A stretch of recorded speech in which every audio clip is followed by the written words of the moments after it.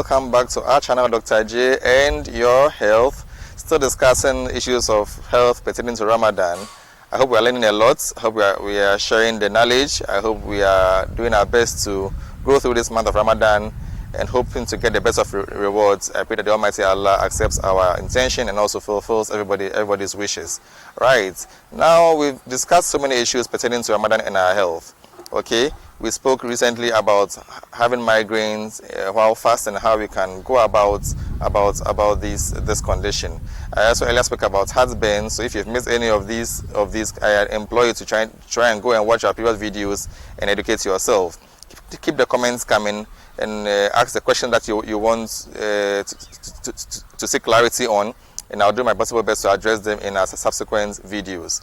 Right, today I'm talking about another nagging problem that lingers around when you are fasting.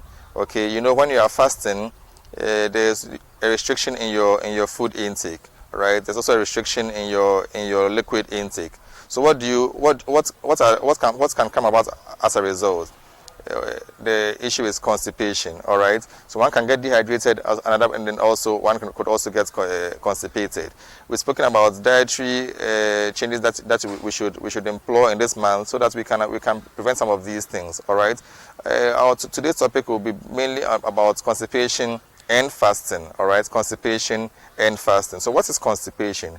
Constipation simply means that passing fewer stools than regular. Okay, so you pass fewer stools, let's say less than 3 in a week.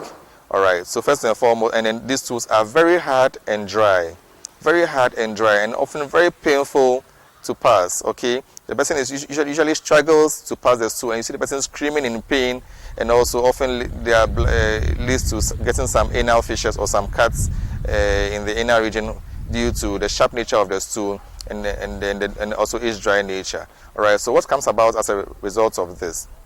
All right, or what could also be other complications aside the anal fissure that I spoke about? Somebody also who has issues with piles, this could also be a predisposing factor. Okay, the person may end up passing blood in the stool. All right, and also this could also trigger the person's or exacerbate the piles that the person already has. All right, and this could also lead to other issues of anemia and all of that. So we don't want that to happen. Right, so we have to prevent that as well. Okay, right. So what do we do, or what do you advise someone who is fasting to do to prevent constipation? So first and foremost, I said you should know your frequent bowel habits. You should know how often you pass to.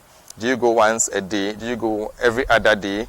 Do you go twice? Do you go at least 3 times in a week? You should know your normal pattern so that when there is a change, you know that no, something is not going on well. So let me look at myself and readjust. Okay.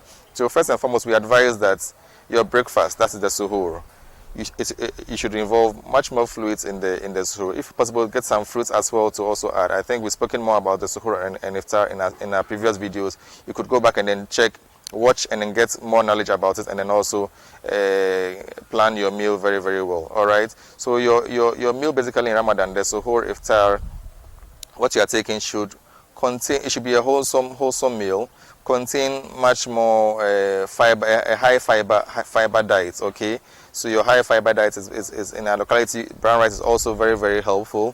Okay, your cereals, your nuts, those are high in fiber. You try and include them in your meals. Okay, and this is going a long way to give some bulky. To make the stool more bulky and make it easy for you to pass.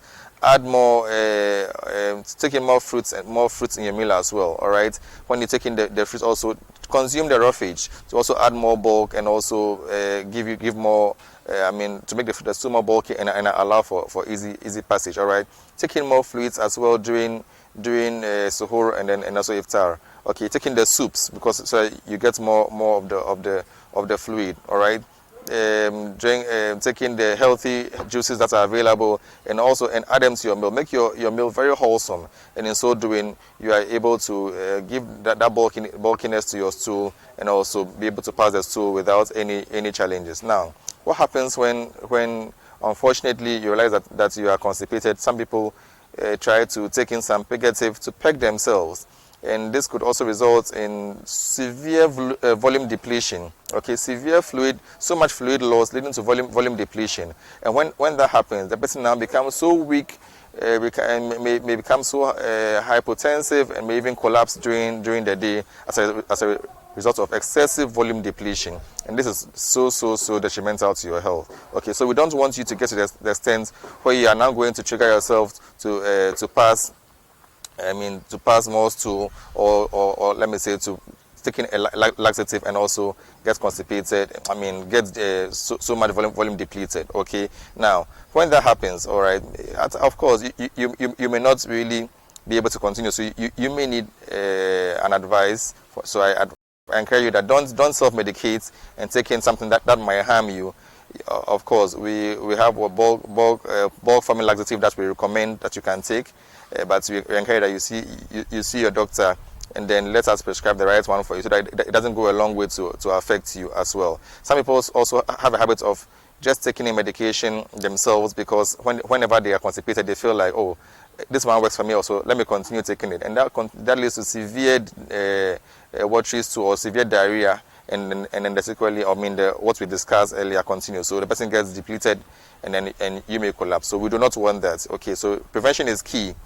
Eat well, taking more fluids, taking more fruits and vegetables, taking more high fiber diets, and try possible best not to exert yourself so much. Get enough rest, and then let's see how we can get rid of constipation in Ramadan. I hope we've learned a lot. I hope that we are really sharing this knowledge.